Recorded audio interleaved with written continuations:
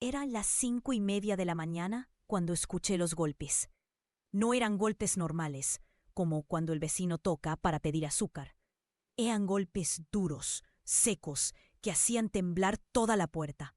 ¡Policía, abran la puerta! Mi corazón se detuvo. Mis hijos dormían en el cuarto de al lado. Diego, mi bebé de 2 años, y Fernando, que ya tenía 19. Los dos respiraban tranquilos, sin saber que nuestra vida estaba a punto de romperse en pedazos. Me levanté despacio. Las piernas me temblaban.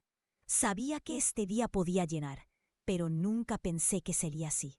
Nunca pensé que sería por culpa de él. IS, inmigración, abran ahora mismo. Mis manos no me obedecían. El pestillo estaba duro, como si también tuviera miedo. Cuando abrí, vi a 5 hombres vestidos de azul oscuro. Chalecos, radios, pistolas. Uno de ellos tenía un papel en la mano. ¿Luisa Martínez? Sí, soy yo. Tiene una orden de deportación pendiente. Debe venir con nosotros. Fernando salió corriendo del cuarto en boxers, con los ojos rojos de sueño. Cuando vio a los agentes, se puso delante de mí como un muro. «Déjenla en paz. Ella no ha hecho nada». «Hijo, cálmate», le dije, pero mi voz sonaba rota. Diego empezó a llorar desde el cuarto. Su llanto era como un cuchillo en el pecho. Los agentes no miraban a los niños. Para ellos, nosotros éramos números en un papel. «Señora, necesita vestirse. Tiene 5 minutos. 5 minutos para despedirme de mis hijos. 5 minutos para recoger una vida de 15 años. 5 minutos para aceptar que el hombre que había amado, el padre de mis hijos, me había entregado como a un animal. Mamá, no te vayas». Fernando me abrazó fuerte. «Yo cuido a Diego, pero no te vayas». «No es mi decisión, mi amor». Mientras me ponía los jeans y una camisa cualquiera, pensé en todas las noches que había trabajado limpiando oficinas para que ellos pudieran comer. En todas las veces que había llorado en silencio para que no me vieran sufrir. En todos los golpes que había aguantado para mantener la familia unida. Y ahora estaba aquí, sola, traicionada por el único hombre en quien había confiado. Cuando salí del cuarto, Diego estaba en brazos de Fernando, llorando y estirando sus manitas hacia mí. «Mami, mami», decía entre sollozos. Lo besé en la frente. Olía a jabón de bebé y a sueños rotos. «Pórtense bien, mamá va a volver». Pero mientras decía esas palabras, no sabía si era verdad. En ese momento, con las esposas frías en mis muñecas y mis hijos gritando mi nombre, solo sabía una cosa. Mi propia familia me había destruido. Pero ¿cómo había llegado hasta aquí? ¿Cómo una mujer que solo quería trabajar y criar a sus hijos había terminado esposada como una criminal? La respuesta estaba en 15 años de silencio. 15 años de aguantar lo que no debía aguantar. Para entender cómo llegué a esa madrugada terrible, tengo que regresar al principio, a cuando creía que el amor podía conquistar cualquier cosa, hasta la pobreza y el miedo. Conocí a Roberto en San Pedro Sula cuando yo tenía 22 años. Él era 5 años mayor, trabajaba en una fábrica y tenía planes de irse al norte. Yo trabajaba en una panadería desde las 4 de la mañana, amasando pan dulce que otros se llevaban a sus casas, mientras yo soñaba con tener la mía. Honduras se estaba volviendo cada día más peligrosa. Los maras controlaban mi barrio. Mi hermano menor había recibido amenazas por no querer unirse a ellos. Mi madre lloraba todas las noches, rogándole a Dios que nos sacara de ahí antes de que fuera muy tarde. Cuando Roberto me propuso matrimonio y me habló de sus planes de cruzar la frontera, sentí que Dios había escuchado nuestras oraciones. «Allá vamos a tener una casa bonita», me decía, mientras caminábamos por las calles polvorientas de mi colonia. «Nuestros hijos van a ir a buenas escuelas. Vas a ver». Nos casamos un sábado por la tarde en la iglesia de mi barrio. Mi vestido era prestado y las flores del altar estaban marchitas, pero yo me sentía como una reina. 3 meses después ya estaba embarazada de Fernando y preparándome para el viaje más peligroso de mi vida. El desierto de Arizona casi nos mata. Caminamos 4 días bajo un sol que derretía hasta las piedras.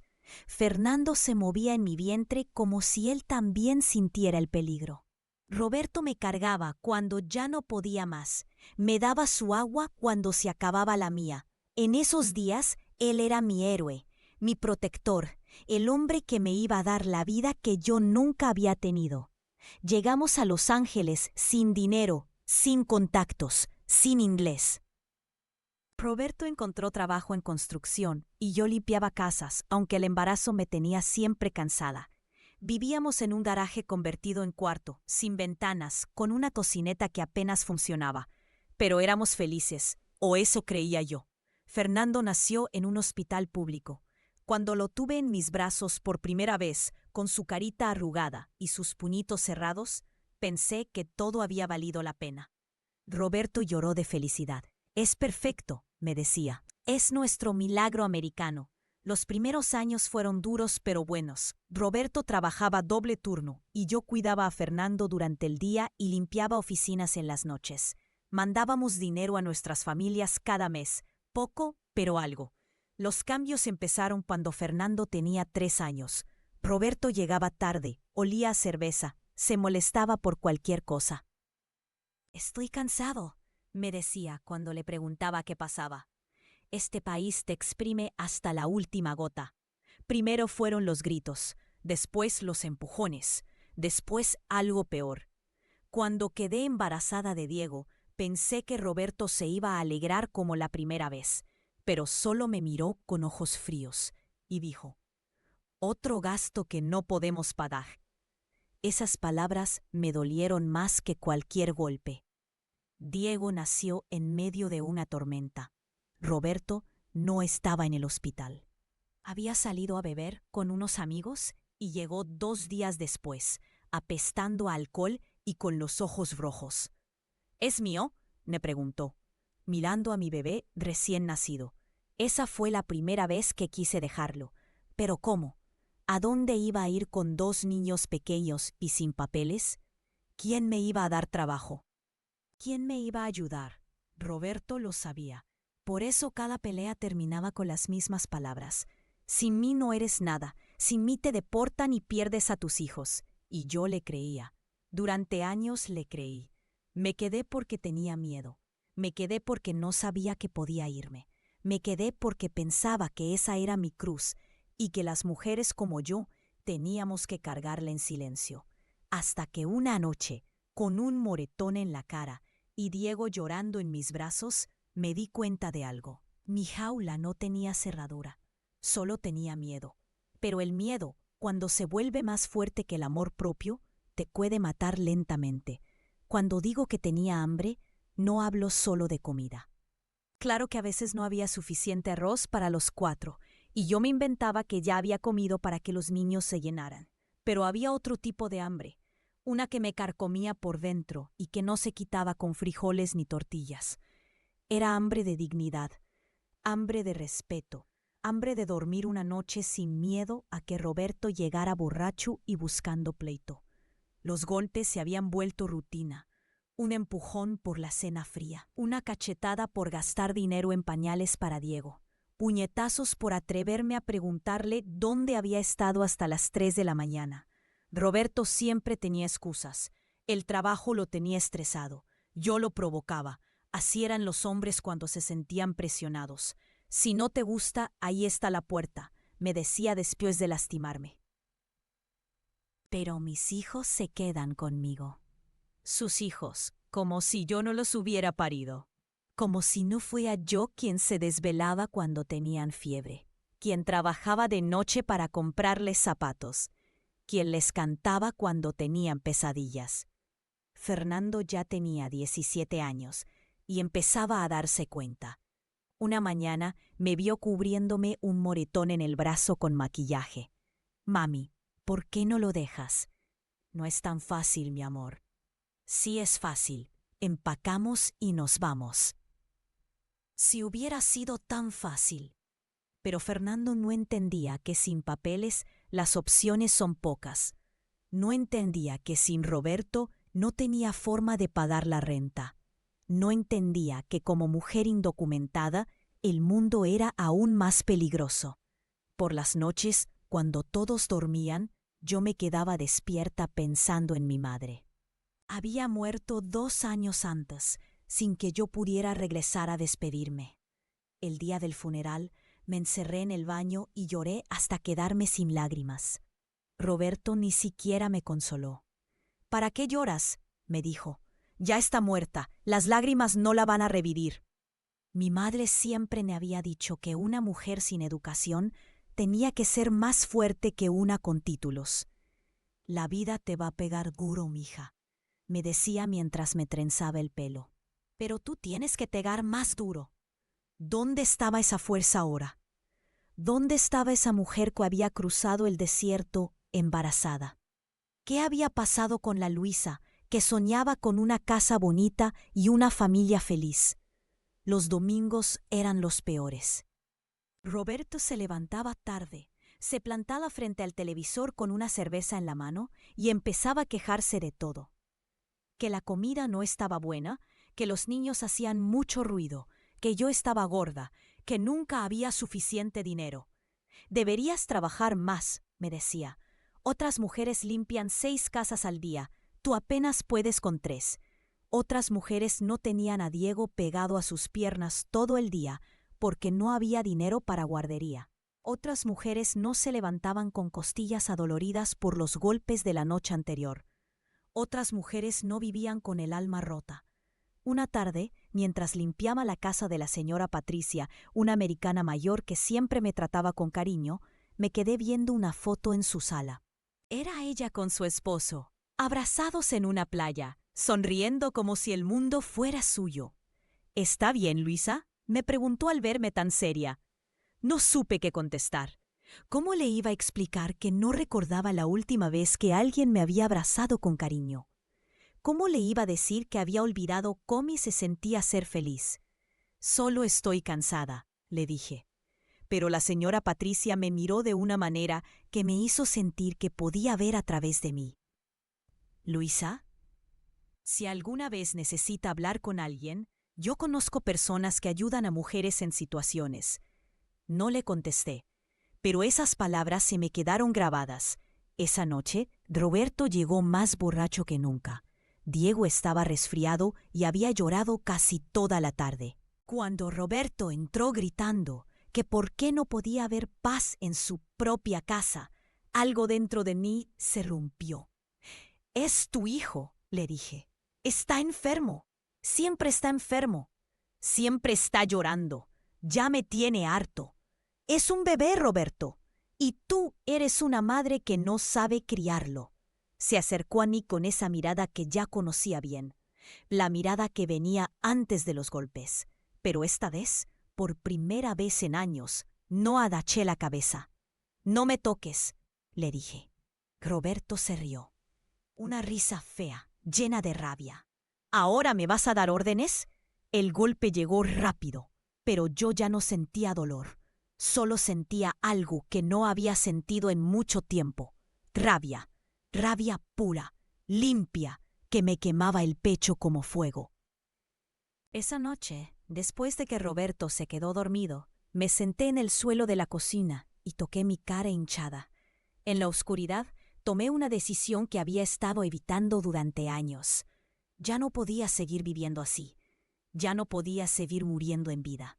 El cambio llegó un martes por la mañana, cuando menos lo esperaba. Estaba colgando ropa en el patio trasero de nuestro apartamento cuando escuché una voz suave detrás de mí. «Disculpe, ¿es usted Luisa?». Me volteé y vi a una mujer joven, morena como yo, con una sonrisa amable y una carpeta en las manos. Vestía ropa sencilla pero limpia, y algo en sus ojos me hizo sentir que no venía a hacerme daño. «Sí, soy yo. ¿Quién la busca?». «Me llamo Carmen. Trabajo con una organización que ayuda a familias inmigrantes.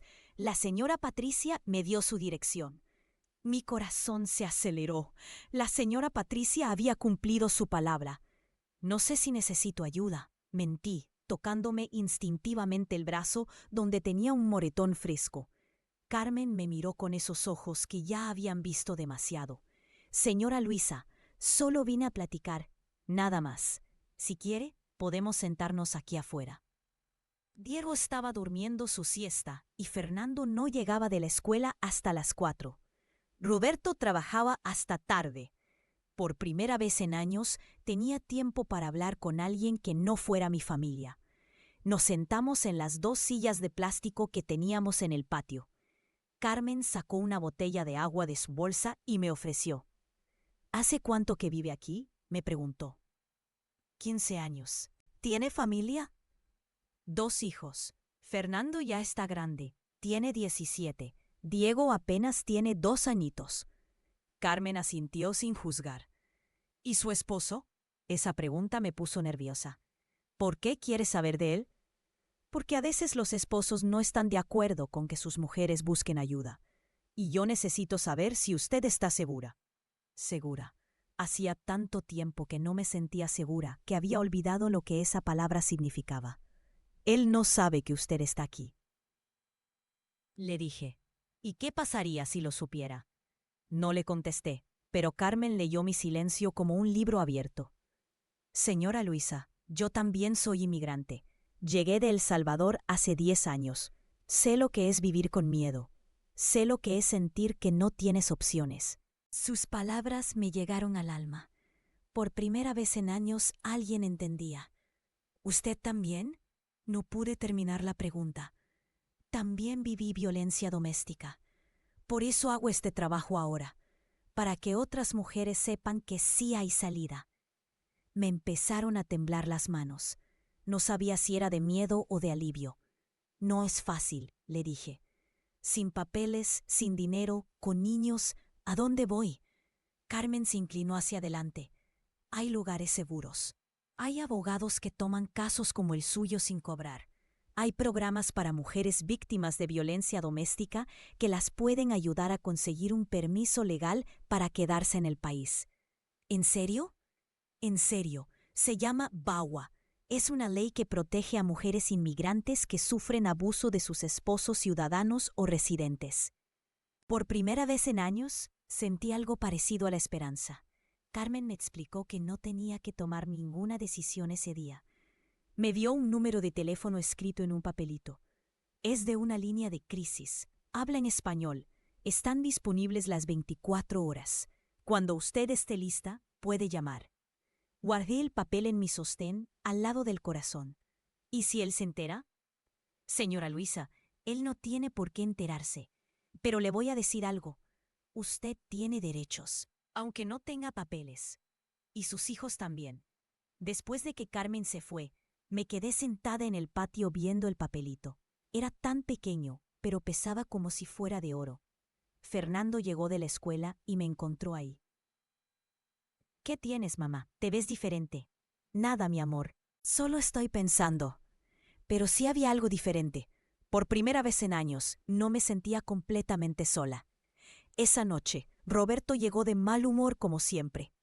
Diego había derramado jugo en el sofá y Fernando tenía música alta en su cuarto. «Esta casa es un desastre», gritó desde la puerta. «Nadie me respeta en mi propia casa». Se acercó a mí con esa mirada que conocía tan bien. Pero esta vez, en lugar de achicarme, toqué el papelito que tenía escondido. No estaba sola. Ya no estaba sola. El golpe llegó igual, pero algo había cambiado. El miedo seguía ahí, pero también había otra cosa, algo que no había sentido en años. Era la certeza de que esto no iba a durar para siempre. Era la primera vez que veía una puerta donde antes solo había pared. La primera llamada la hice 3 semanas después. Era un viernes por la mañana.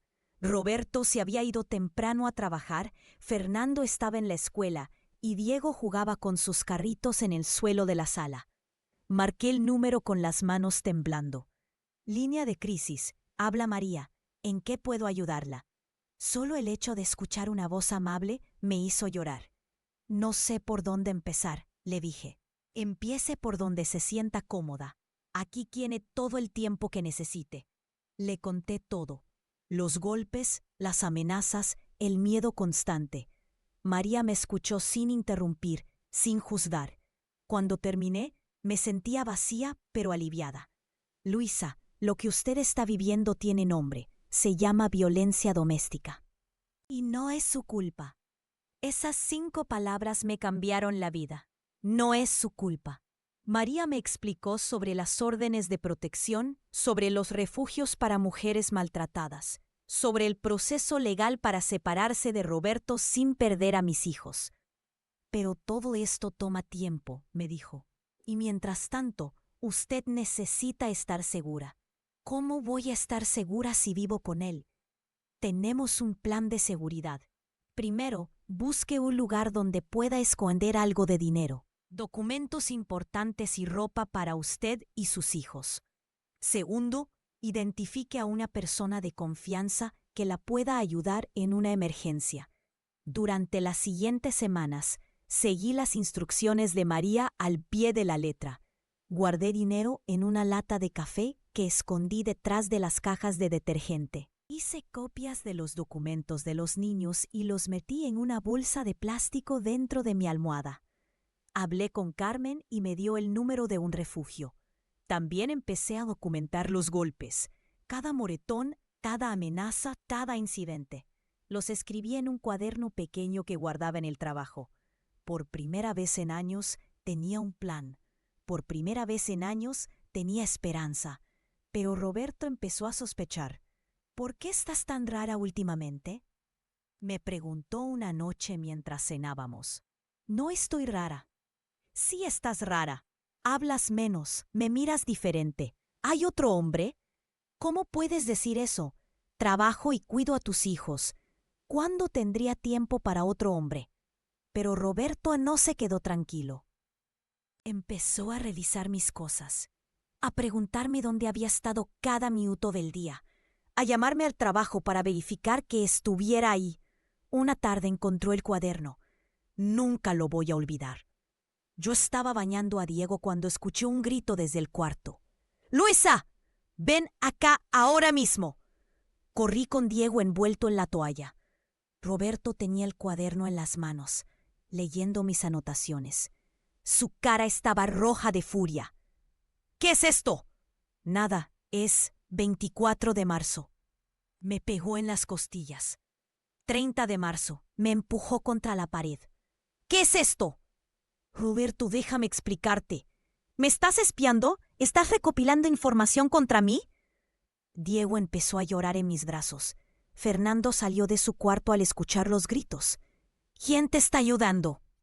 Roberto me agarró del brazo tan fuerte que me dejó marcas. ¿Quién te dijo que hicieras esto? Nadie. Yo sola. Mentira. Me dio una cachetada que me hizo sangrar el labio. Dime quién te está llenando la cabeza de ideas. Fernando se puso entre nosotros. ¡Déjala en paz! Roberto lo empujó con tanta fuerza que Fernando se cayó al suelo. Este es asunto de adultos. Es mi mamá.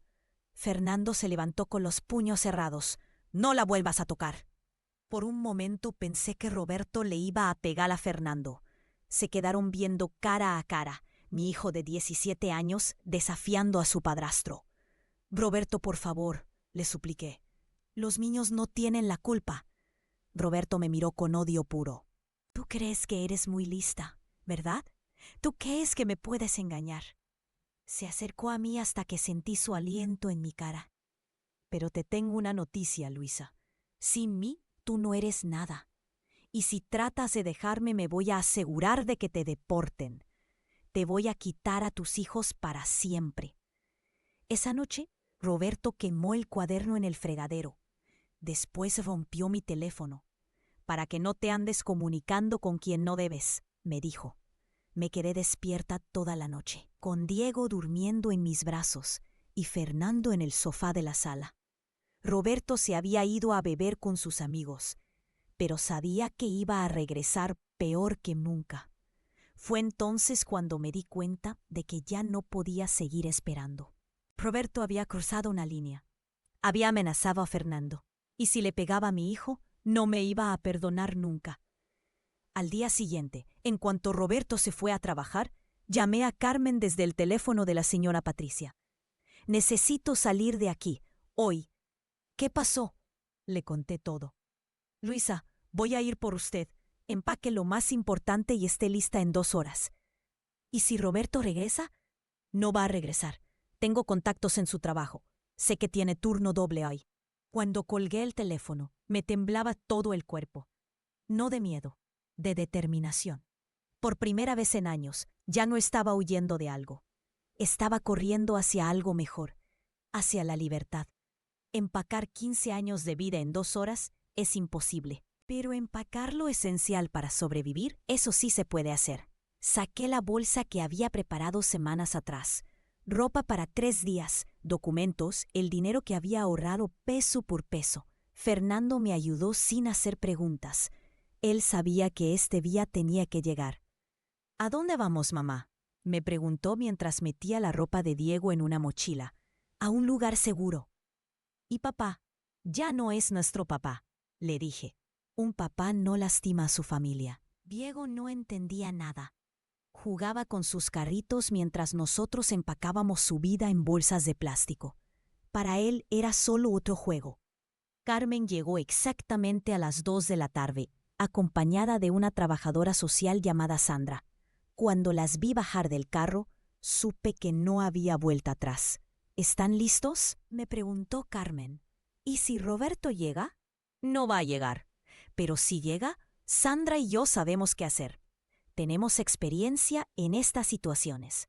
Cargamos las bolsas en el carro en menos de 5 minutos. Cuando cerré la puerta del apartamento por última vez, no sentí nostalgia, sentí alivio. El refugio estaba en un lugar que no puedo mencionar. Es una regla, nunca decir dónde quedan estos lugares, para proteger a las mujeres que llegan después. Era una casa normal por fuera, pero por dentro estaba llena de mujeres como yo. Mujeres con moretones, mujeres con niños pequeños, mujeres con los ojos rotos, pero todavía con vida. Nos dieron un cuarto pequeño con 2 camas. Fernando dormiría en una cama plegable.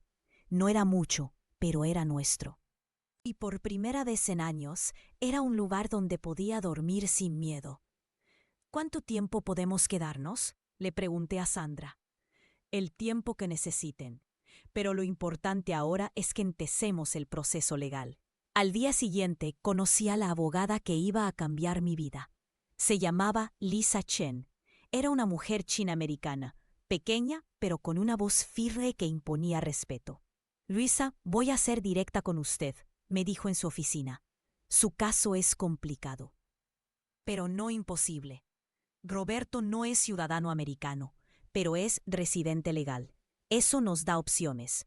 Me explicó sobre VAWA, la ley que protege a mujeres inmigrantes víctimas de violencia doméstica. Con esta ley, yo podía solicitar residencia legal sin arrepender de Roberto. Necesitamos evidencia del abuso, me dijo Lisa. Reportes médicos, fotos de los ñuretones, testimonios de testigos. Perdí mi cuaderno. Roberto lo quemó. No se preocupe, vamos a empezar desde cero. Durante las siguientes semanas trabajamos día y noche en mi caso. Fernando dio testimonio de lo que había visto. La señora Patricia escribió una carta describiendo mis moretones. Carmen recopiló testimonios de otras mujeres del barrio que habían sido testigos de los gritos y pleitos, pero Roberto no se quedó quieto. Una mañana, Sandra me llamó a su oficina con cara preocupada. Luisa, tengo malas noticias. Roberto presentó una denuncia contra usted en inmigración. ¿Qué tipo de denuncia? Dice que usted usa documentos falsos, que tiene antecedentes criminales en Honduras, que abandonó a sus hijos. Todo mentiras, pero mentiras peligrosas. ¿Qué significa eso? Significa que ICE la está buscando. Significa que tenemos que acelerar su caso de VAWA antes de que la encuentren. Esa misma tarde, Lisa presentó mi petición de VAWA en la corte. Era un documento de 50 páginas con toda mi historia, todas las pruebas del abuso, todos los testimonios de las personas que me habían ayudado. Ahora hay que esperar, me dijo Lisa.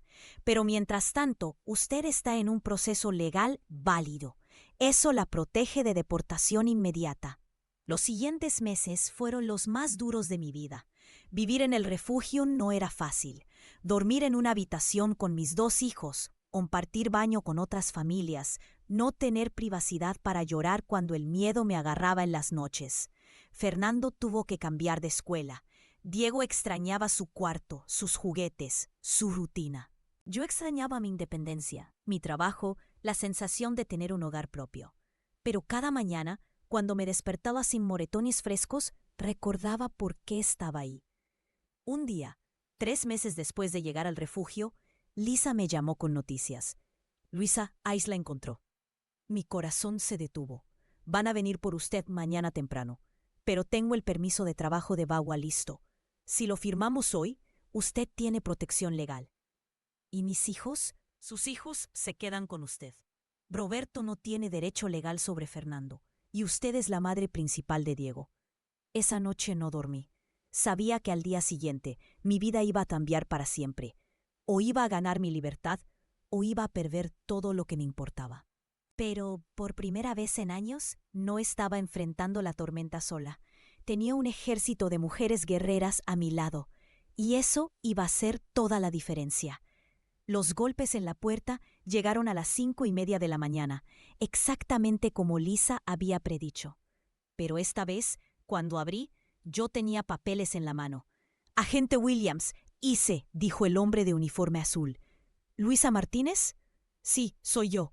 Mi voz no temblaba. «Aquí están mis documentos». Le entregué la petición de VAWA aprobada y mi permiso de trabajo temporal. El agente los revisó con cuidado. Habló por radio con alguien. Volvió a revisar los papeles. «Señora, usted tiene protección legal válida. No podemos proceder con la deportación en este momento». Cuando se fueron, me senté en el suelo del refugio y lloré. Pero no eran lágrimas de miedo, eran lágrimas de alivio, de victoria, de libertad. Fernando me abrazó fuerte. «Lo lograste, mamá». Diego, que todavía no entendía bien qué pasaba, se sentó en mi regazo y me secó las lágrimas con sus manitas pequeñas. «No llores, mami, ya no llores». 3 meses después, conseguimos nuestro propio apartamento. Era pequeño, de una sola recámara, en un barrio que no era el mejor. Pero era nuestro. Las llaves estaban en mis manos, no en las de nadie más. Fernando dormía en el sofá de la sala, pero él decía que no le importaba. «Es mejor que escuchar gritos todas las noches», me decía. Conseguí trabajo en una lavandería. El pago no era mucho, pero con mi permiso de trabajo ya no tenía que vivir en las sombras. Ya no tenía que aceptar lo que fuera por miedo a que me reportaran. Las noches eran difíciles al principio. Después de tantos años de violencia, el silencio me daba miedo. Cuando Diego tosía en la madrugada, yo me despertaba con el corazón acelerado, esperando gritos que ya nunca iban a llegar. Pero poco a poco, el silencio se volvió paz. Roberto trató de buscarme durante meses. Llamaba a mis trabajos anteriores, preguntaba a los vecinos, hasta si aparecía en la escuela de Fernando. Pero Lisa había conseguido una orden de restricción. Él no se podía acercar a nosotros sin ir a la cárcel. Un día Fernando llegó a casa y me dijo: «Mamá, mi papá me paró en la calle. Me pidió que le dijera dónde vivimos». «¿Y qué le dijiste?» «Le dije que ya no tengo papá, que mi papá no le pega a mi mamá». Ese día supe que había criado bien a mi hijo mayor. 2 años después, mi petición de VAWA fue aprobada permanentemente. Eso significaba que podía solicitar la residencia legal para mí y para Diego. Fernando, al cumplir 21, podría solicitar la suya. El día que recibí mi tarjeta de residencia, fui al cementerio donde está enterrada la señora Patricia. Había muerto de cáncer 1 año después de ayudarme. Pero antes de morir me había dicho: «Luisa, usted es más fuerte de lo que piensa». Puse flores en su tumba y le hablé como si pudiera escucharme. «Lo logré, señora Patricia. Mis hijos están bien. Ya no tenemos miedo». Ahora trabajo en una organización que ayuda a mujeres inmigrantes. Hago lo mismo que Carmen hizo por mí. Les doy esperanza cuando creen que no hay salida. Cada semana llegan mujeres con la misma mirada que yo tenía hace 5 años. Mujeres que creen que aguantar golpes es normal. Mujeres que piensan que sin papeles no tienen derechos. Mujeres que han olvidado que merecen respeto. A todas les digo lo mismo que me dijeron a mí. No es su culpa. Sí hay salida. No están solas. Diego ya tiene 7 años. Va a una escuela bilingüe y quiere ser maestro cuando sea grande, para ayudar a niños como yo, me dice. Fernando estudia en el Community College y trabaja medio tiempo en un taller mecánico. Los fines de semana me ayuda a traducir para mujeres que no hablan inglés. Vivimos en un apartamento de 2 recámaras ahora. Nada lujoso, pero es nuestro hogar. En las paredes tengo fotos de mis hijos sonriendo. En el refrigerador, los dibujos que Diego hace en la escuela. En mi mesa de noche, una Biblia y la tarjeta de Carmen, que guardo como recuerdo de que los ángeles existen. Roberto, nunca más supimos de él. Fernando me contó que se había ido a vivir con otra mujer, en otro estado. Espero que ella sea más fuerte que yo. Espero que ella no tarde 15 años en darse cuenta de que merece algo mejor. Cuando la gente me pregunta si no tengo miedo de estar sola, les digo que prefiero estar sola que mal acompañada, que mejor es una cama fría que una cama con violencia, que mejor es criar hijos sin padre que criarlos con miedo. A las mujeres que están pasando por lo que yo pasé, les quiero decir esto.